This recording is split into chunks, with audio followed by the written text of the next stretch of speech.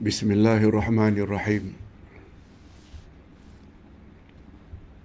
Alhamdulillah nahmaduhu wa nasta'inuhu wa nastaghfiruh. Wa na'udzu billahi min shururi anfusina wa min sayyiati a'malina. Man yahdihillahu fala mudilla lahu wa man yudlil fala hadiya lahu. Ashhadu an la ilaha illallah wahdahu la syarika lah. Wa ashhadu anna Muhammadan abduhu wa rasuluh la nabiyya ba'dah. Allahumma salli wa sallim ala nabiyyina Muhammad wa ala alihi wa sahbihi ajma'in, amma ba'd. Hadirin dan hadirat serta para pemirsa yang saya hormati, Assalamualaikum warahmatullahi wabarakatuh. Alhamdulillah, kita bersyukur kehadirat Allah Azza wa Jalla. Berkat taufiknya kita dapat meneruskan lagi majlis ilmu kita dengan tafsir Al-Furqan juz yang ke-7. Tafsir Al-Furqan juz yang ke-7 di bawah tajuk beberapa panduan dalam menghadapi masyarakat. Beberapa panduan dalam menghadapi masyarakat. Dalam usaha kita ingin menyampaikan kebenaran, sikap atau karenah masyarakat bermacam-macam. Ada yang menerima dengan baik dan ada pula yang menolak kebenaran yang kita sampaikan. Lalu bagaimana sikap kita? Apa panduan yang Islam bagi dalam kita menghadapi masyarakat atau menghadapi orang ramai?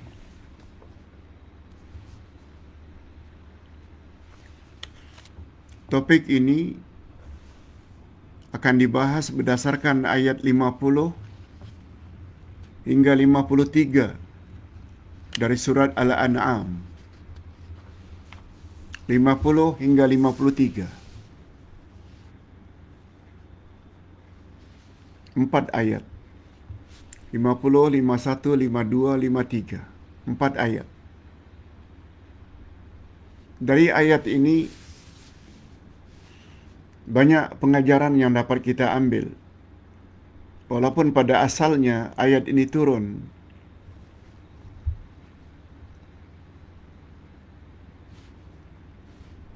bagaimana panduan Allah kepada Nabi sallallahu alaihi wasallam berhadapan dengan penduduk Mekah penyembah berhala musyrikin. Namun demikian, pengajaran ayat ini bersifat am. Sebagaimana kaedah dalam ilmu tafsir, al-ibrah bi'umumil alfaz la bi khususil asbab. Segala pengajaran dalam Al-Quran seumum lafaznya. Ia bukan khas untuk orang-orang yang karenanya ayat ini diturunkan. Walaupun dalam ayat ini banyak menceritakan bagaimana sepatutnya sikap Nabi bila berhadapan dengan penduduk Mekah penyembah berhala musyrikin.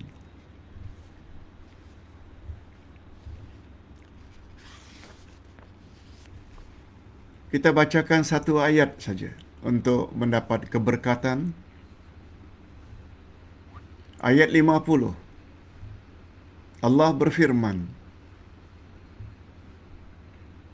A'udzubillahi minasyaitanirrajim.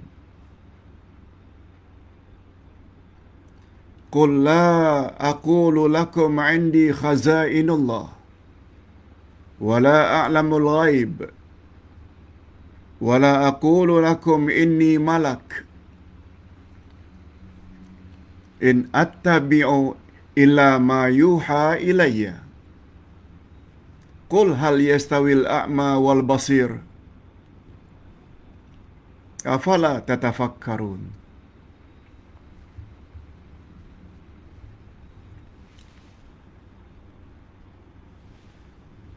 Artinya, katakan hai Muhammad kepada mereka penyembah berhala musyrikin itu, aku tidak pernah kata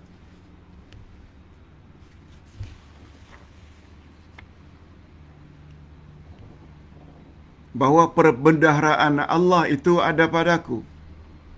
Aku tak pernah kata. Perbendaharaan Allah itu ada padaku. Maksudnya, aku tak pernah kata ilmu Allah ada padaku.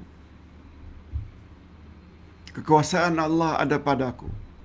Nah, aku tak pernah kata begitu. Aku sendiri tidak pernah mengetahui perkara ghaib. Aku juga tidak pernah mengatakan bahawa aku ini malaikat.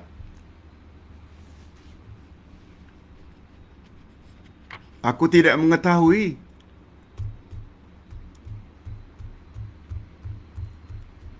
Kecuali apa yang diwahyukan Allah kepada aku.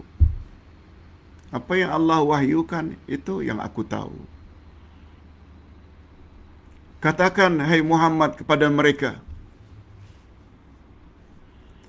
apakah sama antara orang yang buta dengan orang yang melihat?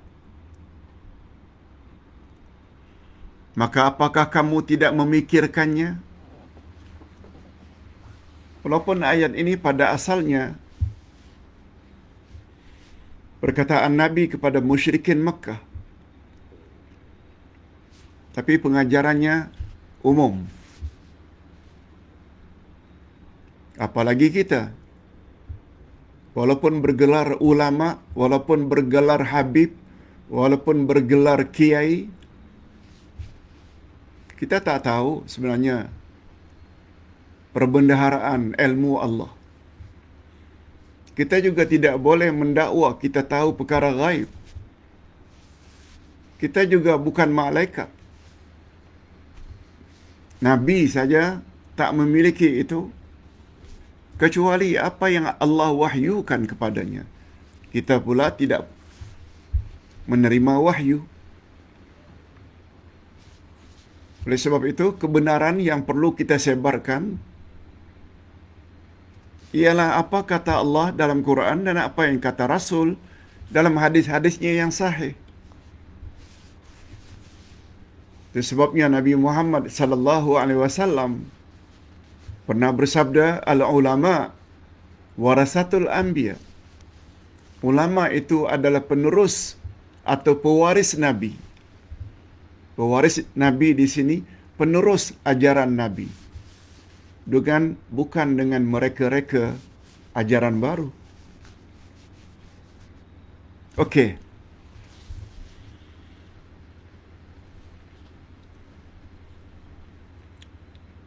Sebelum kita tafsirkan,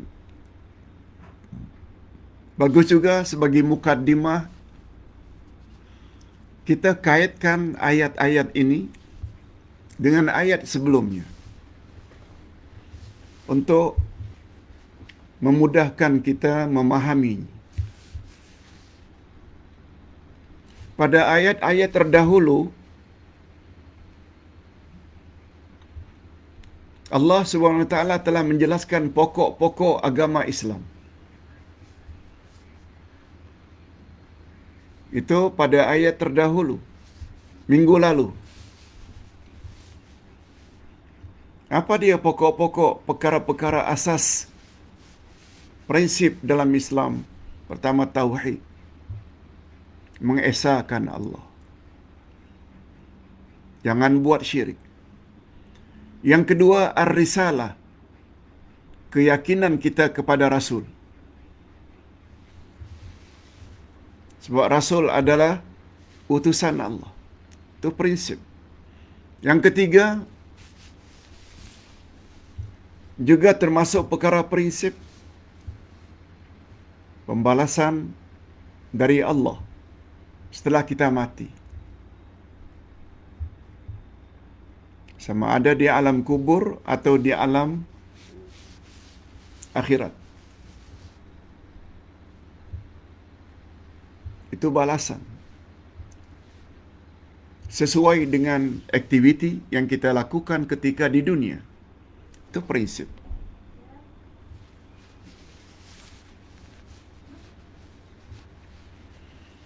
Setelah Allah dedahkan pada pelajaran yang lalu 3 prinsip ini, iaitu sembahlah Allah yang Maha Esa yang dipanggil dengan Tauhid, beriman pada Rasul sebagai utusan Allah, sebagai orang tengah antara Allah dengan kita. Rasul jelaskan bagaimana cara salat, bagaimana cara zakat, macam mana cara umrah, bagaimana cara haji. Itu tugas Rasul. Nah, yang ketiga, keyakinan akan adanya hari berbangkit setelah kita mati.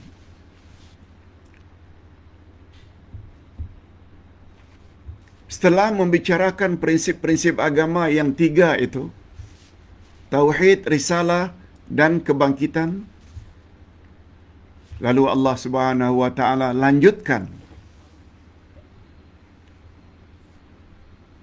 dengan ayat berikut. Tentang apa, Pak Ustaz? Pertama, fungsi para rasul. Tugas para rasul. Peranan para rasul, yaitu menyampaikan pesan-pesan Allah kepada umat. Termasuk Rasul akhir zaman. Nabi Muhammad sallallahu alaihi wasallam bertugas untuk menjelaskan kehendak Allah kepada umat. Yang kedua, Allah Subhanahu wa taala ingin jelaskan pada ayat berikut untuk menghilangkan keraguan terhadap tugas para rasul. Itu sebabnya beriman kepada Allah tak sempurna kalau tak beriman kepada rasul. Allah beri arahan kepada manusia, hamba-hambanya, dengan berbagai arahan dan larangan. Cuma kita tak tahu. Sebab Allah tidak beritahu kepada kita directly. Tapi Allah yang Maha Adil angkat setiap zaman seorang rasul. Lalu Allah sampaikan kepada rasul berupa wahyu untuk disampaikan kepada hamba-hamba Allah kita. Sungguh tepat ayat 110 surat Al-Kahfi. Qul innama ana basyarum mislukum yuha ilayya. Katakan hai Muhammad kepada umatmu, aku adalah manusia biasa seperti kamu. Hanya saja kepadaku diturunkan wahyu. Nabi yang menyampaikan wahyu kepada kita. Yang ketiga, di antara tugas para rasul adalah untuk menyampaikan, menerangkan tentang balasan setelah kita mati. Sebab itu perkara gaib. Sama ada di alam kubur atau di alam akhirat. Nah, yang terakhir, yang akan diterangkan oleh Allah pada ayat-ayat berikut, bahawa semua manusia akan kembali kepada Allah setelah mereka mati untuk dihisab. Itu sebabnya bila ada kematian, kita tidak lupa menyebut inna lillahi wa inna ilaihi raji'un. Kita semua adalah milik Allah dan kepada Allah kita semua akan kembali. Hadirin dan hadirat serta para pemirsa yang saya hormati.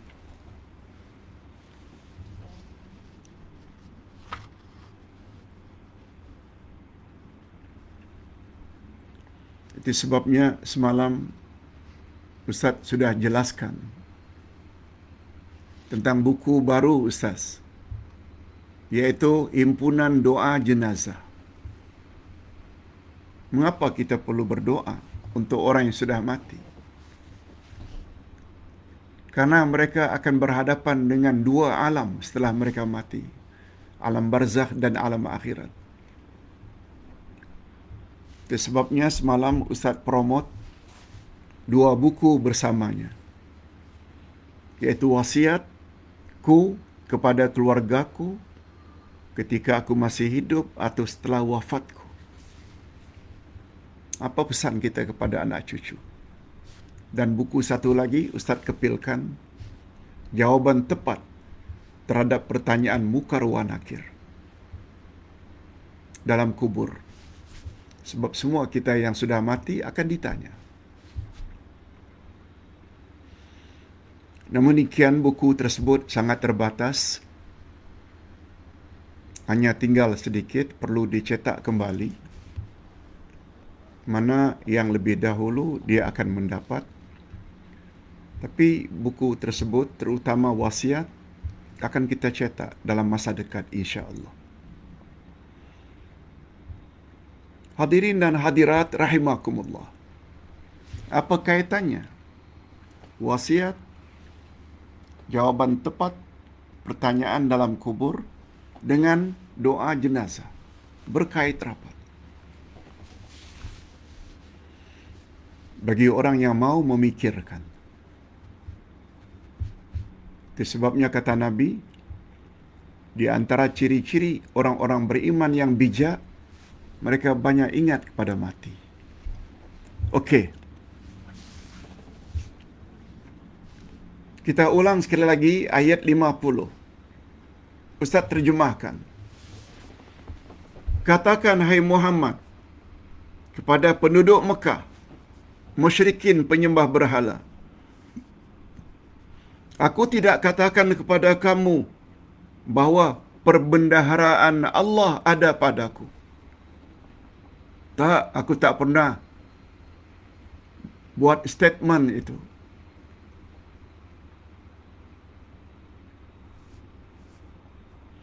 Aku juga tidak mengetahui perkara ghaib. Aku juga tidak pernah mendakwa aku ini malaikat. Aku manusia biasa. Aku tidak mengikuti kecuali apa yang telah diwahyukan oleh Allah kepada aku. Lalu Nabi Muhammad sallallahu alaihi wasallam disuruh oleh Allah bertanya, apakah sama antara orang yang buta dengan orang yang melihat?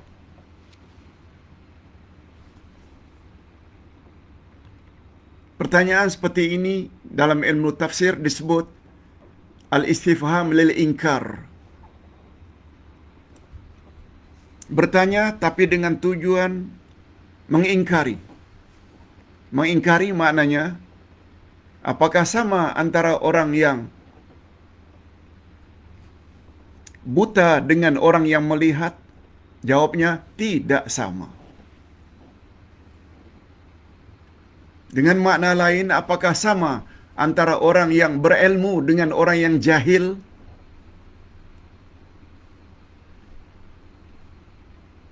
Orang yang melihat, dia dapat melihat. Orang yang buta tak dapat melihat.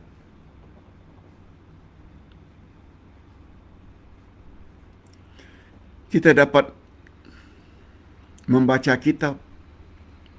Kita dapat melihat bintang-bintang yang gemerlapan, bulan, bintang, matahari, gunung, ganang, awan. Dia tak sama dengan orang yang buta, tak dapat melihat itu semua. Apakah kamu tidak memikirkannya? Okey. Kita tafsirkan ayat ini. Setelah kita tahu terjemah harfiah,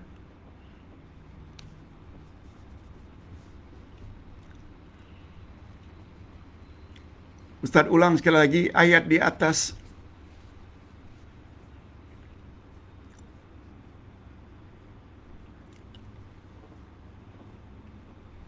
Adalah jawaban Nabi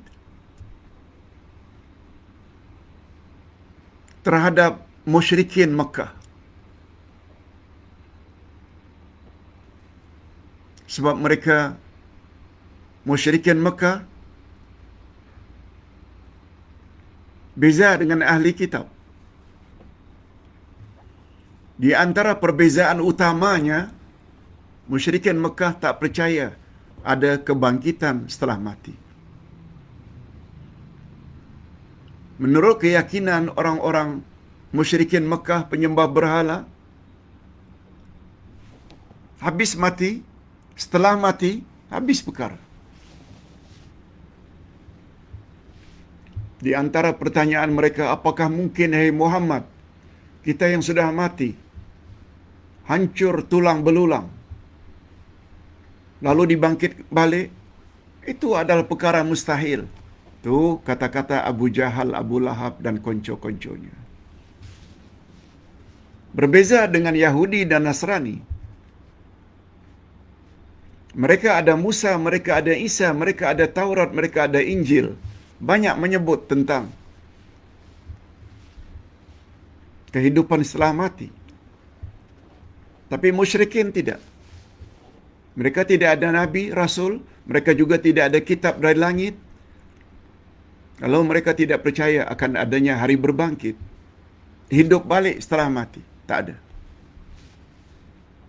Lalu Nabi SAW disuruh oleh Allah agar menjawab pertanyaan orang-orang musyrikin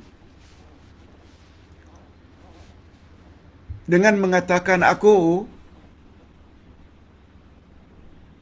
tidak ada ilmu tentang Allah kecuali apa yang Allah telah sampaikan padaku.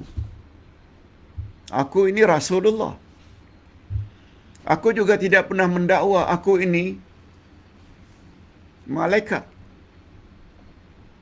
Aku juga tidak mengetahui perkara gaib kecuali perkara gaib yang Allah beritahu padaku. Itu yang aku sampaikan kepada kamu.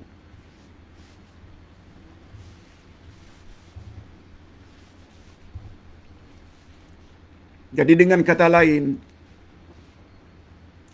kalaupun Nabi Muhammad SAW menentukan satu-satu hukum, Nabi tetapkan hukum itu berdasarkan wahyu.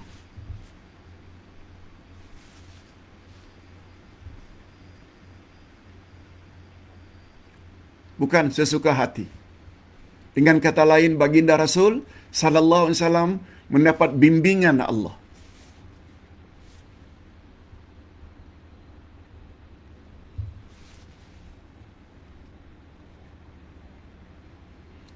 Sebab Allah Subhanahu wa taala berfirman dalam Al-Quran surat An-Najmi ayat 3 dan 4. Apa kata Allah tentang Nabi? Wa ma yantiqu 'anil hawa.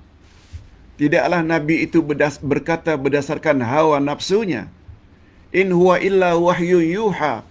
Apa yang Nabi katakan itu adalah wahyu yang beliau terima daripada Allah. Hadirin dan hadirat rahimakumullah.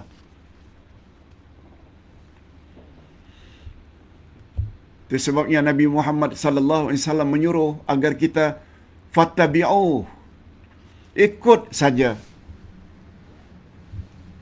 Kata-kata fattabi'u inilah yang kita panggil dengan ittiba'. ikut Rasul. Apa yang beliau ucap, apa yang beliau buat, dan ketetapan baginda, ikut saja. Bila kita ikut, maknanya kita termasuk orang yang boleh melihat, sedangkan orang yang tidak mau ikut ajaran Rasul, mereka taubahnya bagikan orang yang buta.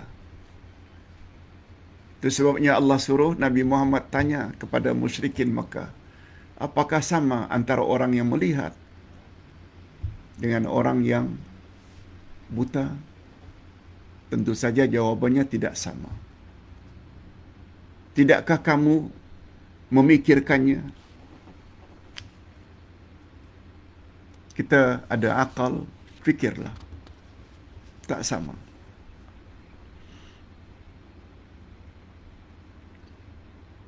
Akal fikiran pembeza utama manusia dengan binatang.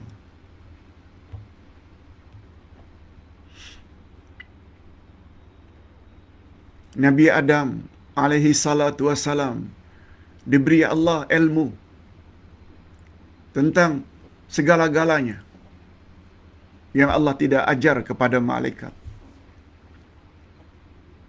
Kita boleh lihat pada ayat 31 dari surat Al-Baqarah. Wa 'allama Adama al-asma'a kullaha. Allah ajar Adam semua nama-nama. Allah tidak ajar kepada malaikat. Itu sebabnya manusia mulia adalah karena ilmu. Sebagaimana kemuliaan Adam itu karena Allah ajar beliau nama-nama.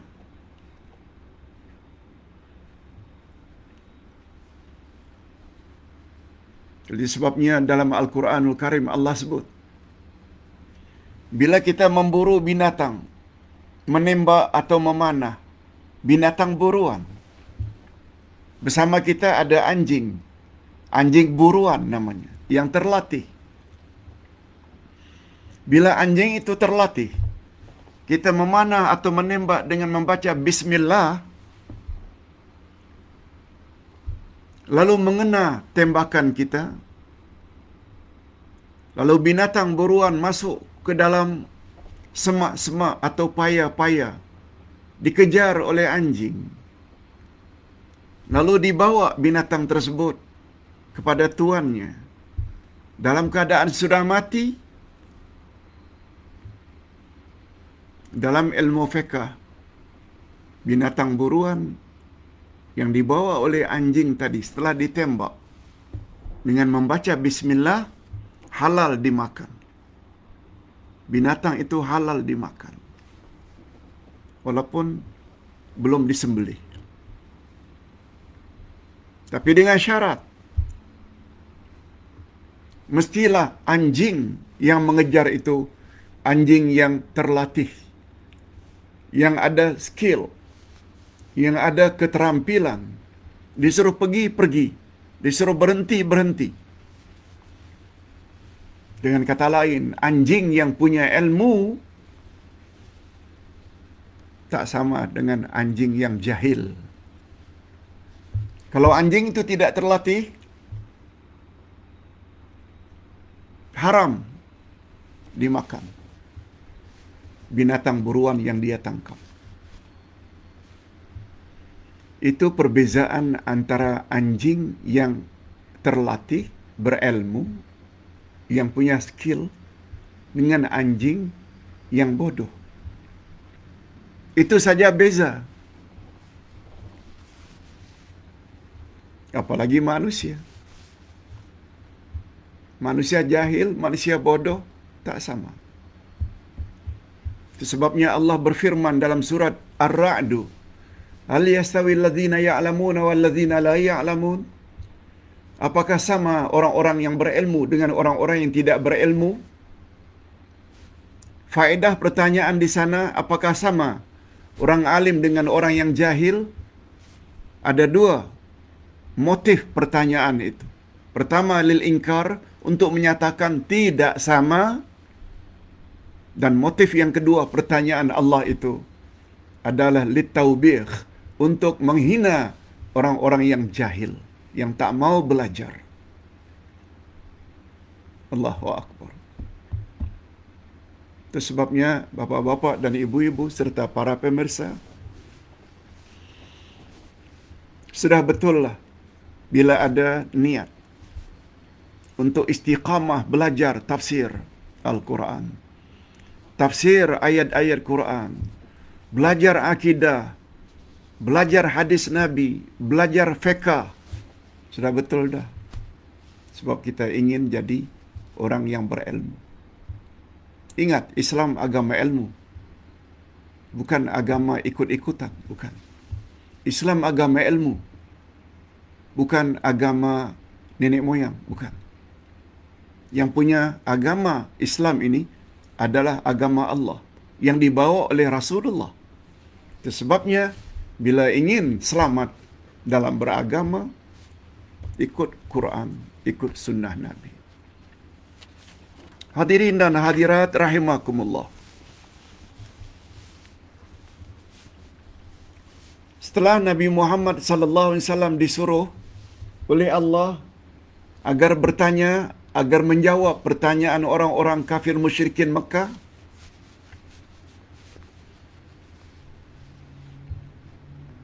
lalu pada ayat berikutnya Allah Subhanahu wa taala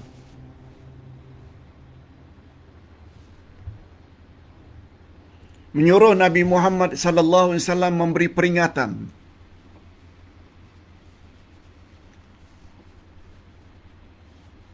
kepada orang-orang yang takut.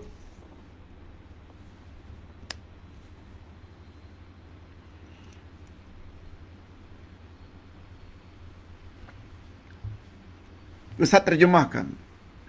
Dan berilah peringatan dengan apa yang diwahyukan itu kepada orang-orang yang takut akan dihimpunkan kepada Tuhannya pada hari kiamat.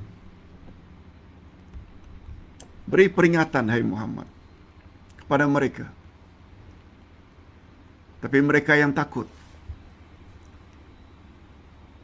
akan dikembalikan mereka kepada Allah pada hari kiamat. Sedang bagi mereka tidak ada seorang pelindung pun dan pemberi syafaat selain daripada Allah. Tidak ada yang boleh tolong mereka pada hari kiamat kecuali Allah. Kalau ada pun orang yang boleh menolong, itu setelah mendapat izin daripada Allah. Seperti syafaat Nabi Muhammad. Atau siapa saja yang Allah izinkan untuk menolong kita. Tapi mesti mendapat izin Allah. Sebagaimana Allah sebut pada dalam ayat kursi, "Man dzalladzi yashfa'u indahu illa bi'idznih." Tak ada seorang pun yang dapat memberi syafaat pada hari kiamat kecuali dengan izin Allah.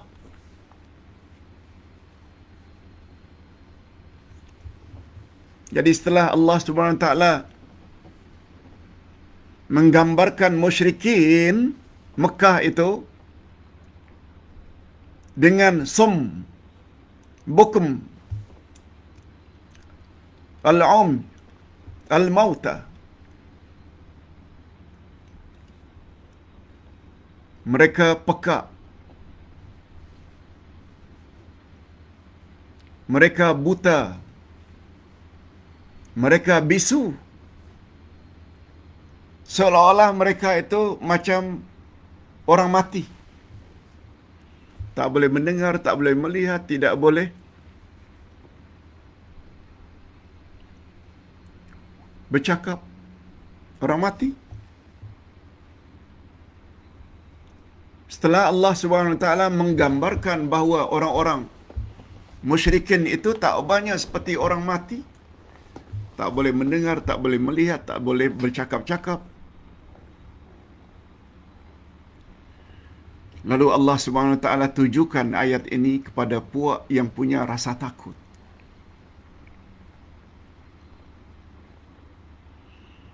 Puak yang dapat mengambil pengajaran daripada ayat.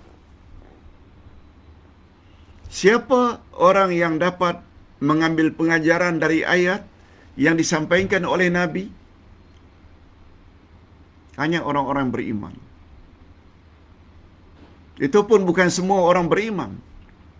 Orang yang beriman yang ada rasa takut. Hadirin dan hadirat, rasa takut ini dikatakan ia adalah kemuncak kebijaksanaan seseorang. Rasul bersabda, Ra'sul hikmah makhafatullah.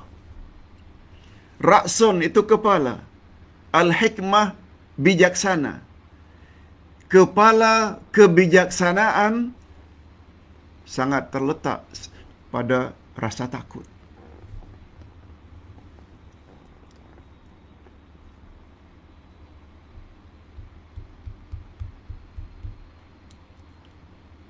Apa sebab?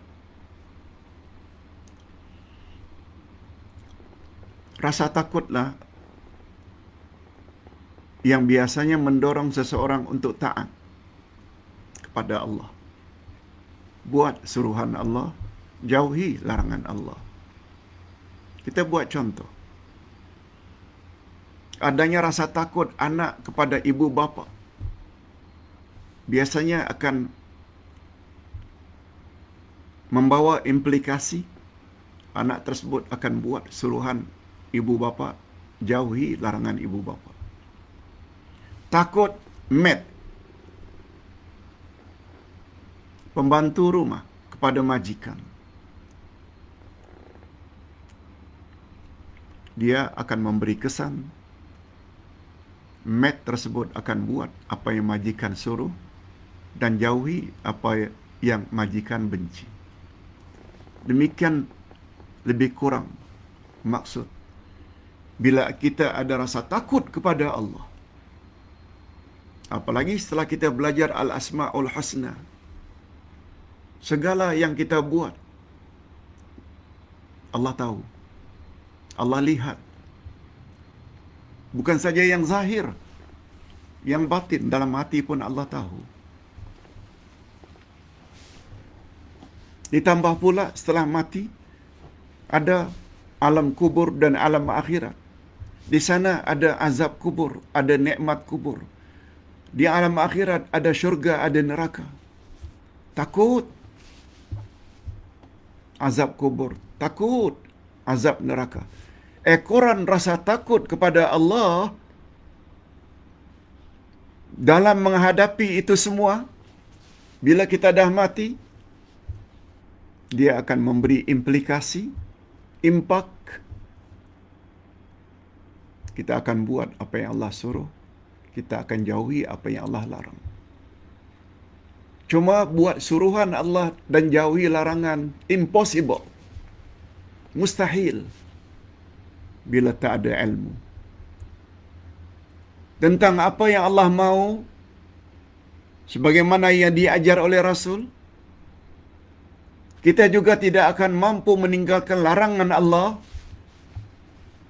bila kita tidak tahu apa yang Allah benci, sebagaimana yang disampaikan oleh Rasul. Itu sebabnya.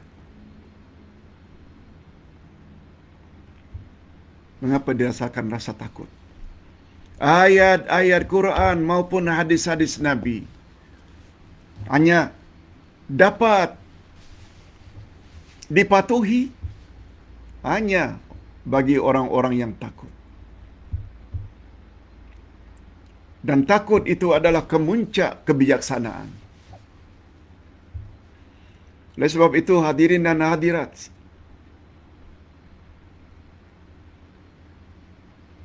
gunakan prinsip itu untuk menilai.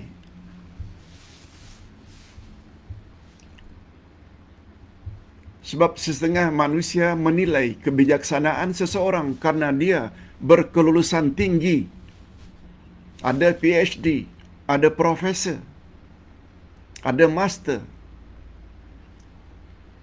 Dia berpangkat tinggi, pegang jawatan ini, jawatan ini.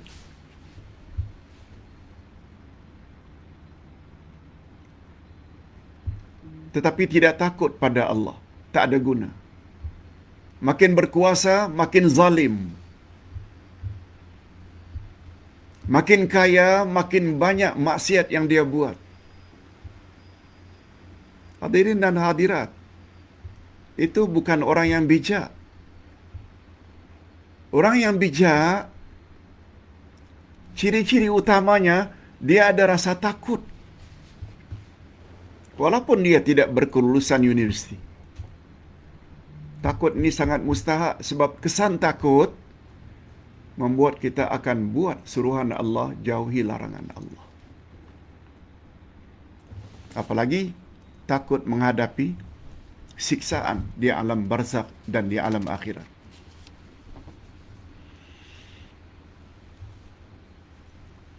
Takut tidak lulus pertanyaan mukar wa nakir, man rabbuka, membuat dia rajin belajar al-asma'ul husna, membuat dia rajin belajar tafsir Al-Quran. Macam mana nak jawab Allah Tuhanku bila tak kenal Allah? Karena takut tidak boleh jawab pertanyaan waman nabiyuka, membuat kita jadi rajin ikut sunnah Nabi, belajar hadis-hadis Nabi.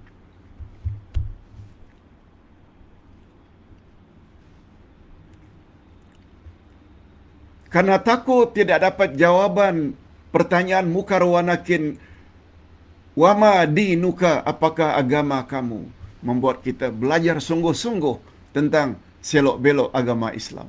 Yes. Itu sebabnya kata Nabi, ciri-ciri orang yang bijak, pertama sekali, banyak ingat mati. Yang kedua, senantiasa memperbaiki dan memperbanyak bekal untuk dibawa sesudah mati. Nabi yang cakap, Ustaz menyampaikan saja. Nah, kita sampai ke ayat berikutnya.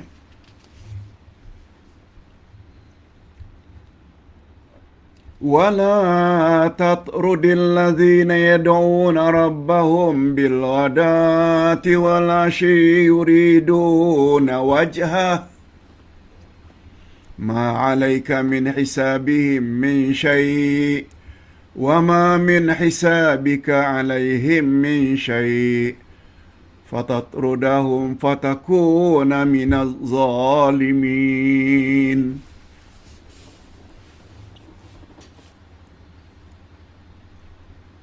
Coba dengar dulu terjemahan ayat secara harfiah. Jangan kamu mengusir orang-orang yang menyeru Tuhannya di pagi hari dan di petang hari. Jangan kamu usir, hai Muhammad, sedangkan mereka menghendaki keredaan Allah. Kamu tidak memikul tanggungjawab sedikit pun terhadap perbuatan mereka, dan mereka pun tidak memikul tanggungjawab sedikit pun terhadap perbuatanmu yang menyebabkan kamu berhak mengusir mereka, sehingga kamu termasuk orang-orang yang zalim.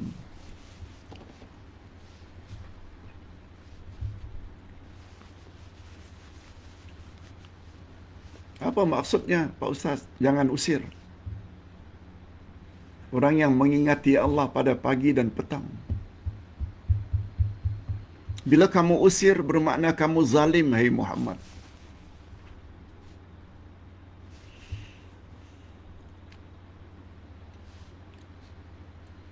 Sebab turun ayat ini, sebelum kita sampai kepada terjemah maknawiyah, sebab turun ayat ini, dengar baik-baik. Ketika Nabi Muhammad sallallahu alaihi wasallam duduk bersembang-sembang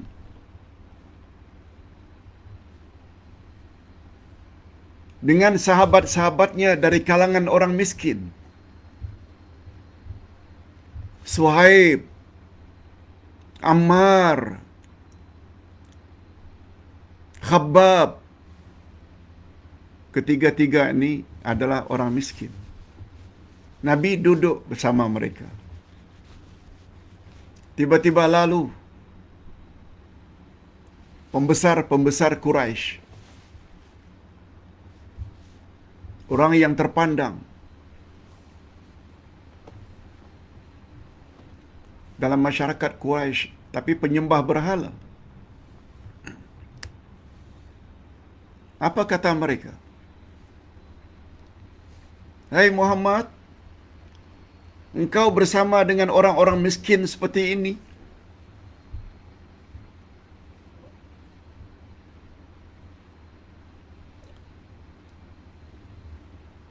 Kalau engkau mau kami duduk mendengar tazkirahmu, nasihatmu, kata pembesar-pembesar Quraisy, jika kamu mau kami duduk mendengar tazkirahmu, nasihatmu, usir ini orang-orang miskin ini. Kami merasa tidak layak duduk bersama mereka. Sebab mereka low class. Kami pula orang-orang ternama di kalangan orang-orang Quraisy. Tak wajar duduk bersama-sama dengan orang-orang miskin. Kalau kamu ingin agar kami duduk mendengar, usir mereka dulu. Ini kata-kata mereka. Hadis riwayat Imam Ahmad, "Utrudhum anka, fala'allaka in tarattahum an nattabi'ak." Usir mereka. Kalau engkau mau agar kami ikut ajaranmu, usir mereka. Sempurna itulah turun ayat tadi. Jangan kamu usir, hai Muhammad, orang-orang yang senantiasa mengingati Allah pagi dan petang, semata-mata mengharap keredaan Allah.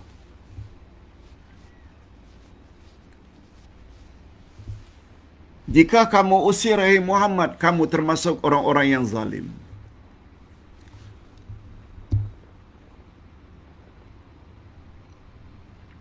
Dan Nabi Muhammad sallallahu alaihi wasallam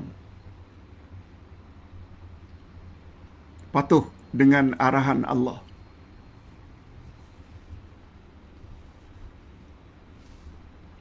Sebab bagi pandangan Nabi Muhammad sallallahu alaihi wasallam, kemuliaan seseorang di sisi Allah bukan terletak pada pangkatnya. No. Bukan terletak pada kekayaannya.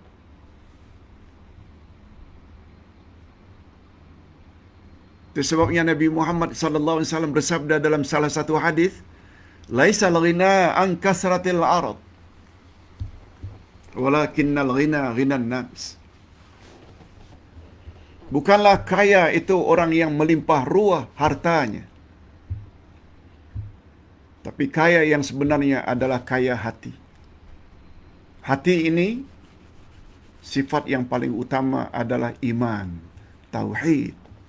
Abu Jahal, Abu Lahab tidak ada iman, tidak ada tauhid, walau punya status dalam masyarakat, walau handsome, walau kaya raya,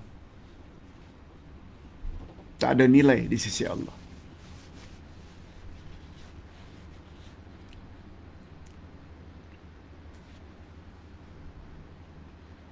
Itu sebabnya hadirin dan hadirat, pada ayat yang terakhir apa kata Allah? Wa kadzalika fatanna ba'dahum bi ba'dil liyaqulu ahaula'i mannallahu 'alaihim min bainina alaisallahu bi'a'lama bisyakirin. Dan demikianlah telah kami uji sebahagian mereka, yakni orang-orang kaya, dengan sebahagian mereka orang-orang miskin. Sebenarnya kekayaan yang Allah bagi itu sebenarnya ujian Allah. Bagaimana seharusnya sikapmu terhadap orang-orang miskin? Keluar zakat, keluar sedekah, keluar infak. Itu sebenarnya. supaya orang-orang kaya itu berkata, orang-orang semacam inilah di antara kita yang diberi anugerah oleh Allah kepada mereka. Allah berfirman, tidakkah Allah lebih mengetahui tentang orang-orang yang bersyukur kepadanya? Itu baru terjemah harfiah. Apa dia terjemah maknawiyah atau tafsiran ayat ini? Kata Profesor Wahbah Az-Zuhaili, lihat muka surat 265. Ayat ini memberi isyarat. Ayat ini menunjukkan tentang ujian Allah kepada umat manusia. Macam mana Allah menguji umat manusia? Sesungguhnya ketinggian pangkat, kemewahan yang dimiliki oleh kufar tidak akan kekal selama-lamanya. Semalam kita ada belajar ayat-ayat iman tentang larangan riba dan hukum memakannya. Berdasarkan pandangan Allahyarham Profesor Hamka, apa kaitannya dengan peperangan yang dilakukan oleh musyrikin Mekah bersama Yahudi terhadap umat Islam Mekah dan Madinah?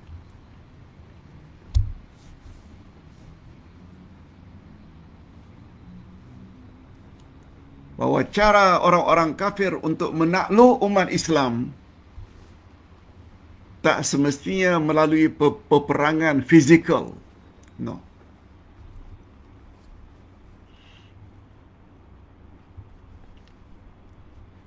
Tetapi melalui ekonomi. Itu sebabnya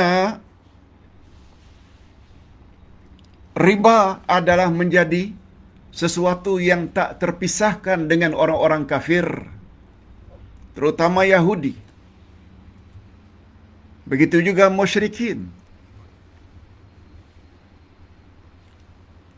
Nah, karena mereka menguasai dalam bidang ekonomi Mekah dan Madinah ketika itu, orang Islam banyak yang berhutang.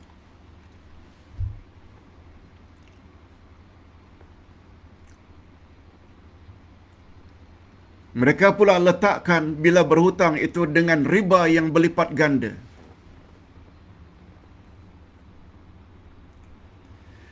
Dengan kata lain, peperangan yang sama juga dihadapi oleh umat Islam hari ini.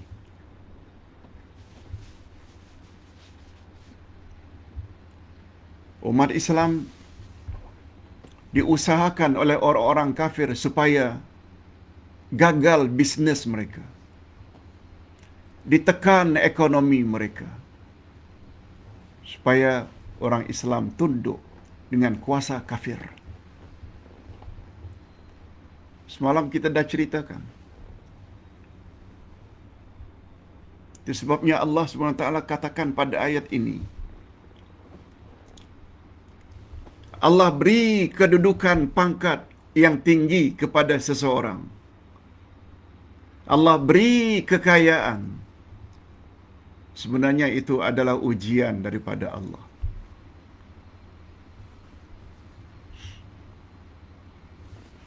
Sesungguhnya ketinggian dan kemewahan yang dimiliki oleh kufar, orang-orang kafir, tidak akan kekal selama-lamanya. Sementara kelemahan dan kemiskinan yang melanda orang-orang yang beriman dan sabar menghadapinya juga akan berubah. Tidak mustahil bila Allah berkehendak. Tidak mustahil dengan kehendak Allah mereka yang kuat akan berubah menjadi lemah. Sedangkan orang yang tadinya lemah boleh berubah menjadi kuat. Ini sebagaimana yang Allah sebut pada surat Ali Imran 140. Apa kata Allah? Wa tilkal ayyam nudawiluha bainan nas. Demikianlah hari-hari kami pergantikan antara umat manusia. Kalau boleh Ustaz gunakan bidalan atau pepatah Melayu, kehidupan manusia bagaikan roda. Lebih kurang begitu maksud ayat. Demikianlah kami pergantian hari demi hari itu di antara manusia. Dengan bidalan Melayu, kehidupan manusia tidak ubahnya bagaikan roda. Roda, tayar, betul tak berputar? Yang tadinya bahagian atas bila berputar dia akan jadi bawah. Yang bawah bila berputar dia akan jadi atas. Orang-orang yang sedang berpangkat tinggi, jangan kamu sangka kamu akan berkuasa terus. Ada masanya kamu akan berada di bawah. Jangan terlalu sombong. Orang-orang yang sedang berada di bawah, jangan terlalu fras. Jangan putus asa. Bila kamu berusaha, kamu nanti bagaikan roda akan berada di atas. Itu maksud ayat 140 Ali Imran. Wa tilkal ayyam nudawiluha bainan nas. Apalagi kita yang beriman pada hari akhirat. Ada alam barzakh, ada alam akhirat.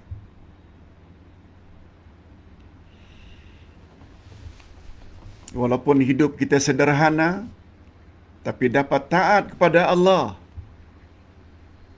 Buat suruhan Allah, jauhi larangan Allah. Andai kata kita takut berhadapan dengan hari itu.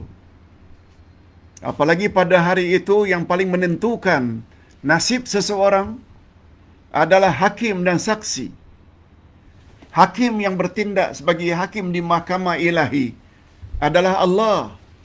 Alaisallahu biahkamil hakimin. Lihat surat At-Tin ayat yang terakhir. Bukankah Allah itu hakim yang paling adil? Siapa yang akan dibangkit menjadi saksi? Bagi kita umat akhir zaman adalah Nabi Muhammad akan dipanggil untuk jadi saksi. Lihat ayat 143 Al-Baqarah. Wa yakunar rasulu alaikum syahida. Rasul akan jadi saksi bagi kamu. Itu sebabnya bila dalam hidup, ikut Al-Quran, kalamullah. Kata-kata hakim. Dalam hidup, ikut sunnah Rasulullah yang akan bertindak sebagai saksi. Bila hakim dan saksi memihak pada kita, kita akan bahagia. Allahumma ja'alna minhum. Tapi bila Al-Quran ditolak, hadis Nabi ditolak,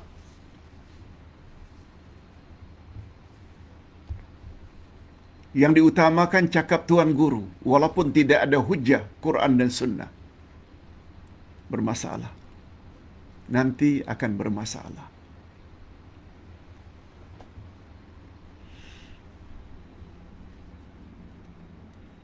Kalau sedang kaya, jangan terlalu bangga dengan kekayaan. Satu hari nanti awak akan miskin. Itu sebabnya Allah Subhanahu wa taala sebut dalam Al-Quran surat Yunus ayat 58. Setelah Allah sebut ya ayuhan nas qad ja'atkum mau'izatun mir rabbikum wa shifaa'un lima fis sudur wa hudan wa rahmatun lil mu'minin. Sekalian manusia, telah datang kepadamu nasihat dari Tuhanmu, yaitu Quran. Dia adalah penawar atau obat apa yang ada dalam hati. Dia adalah petunjuk dan rahmat bagi orang yang beriman. Lalu apa kata Allah kepada Nabi? Qul bifadlillahi wa birahmati fabadzalika falyafrahu huwa khairum mimma yajma'un. Katakan hai Muhammad kepada umatmu, dengan memiliki Quran dan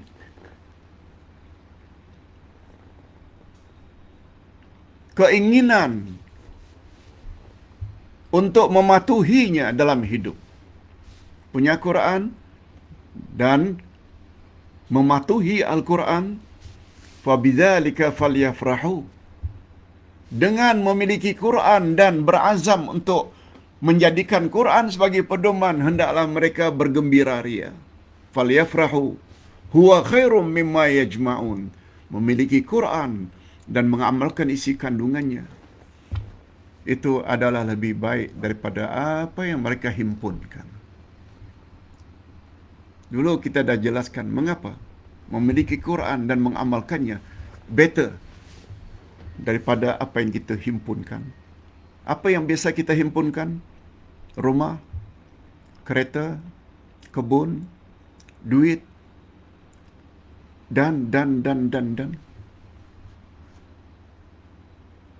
Rupanya itu semua tidak dapat menandingi bila kita memiliki Quran dan berazam untuk mengamalkannya.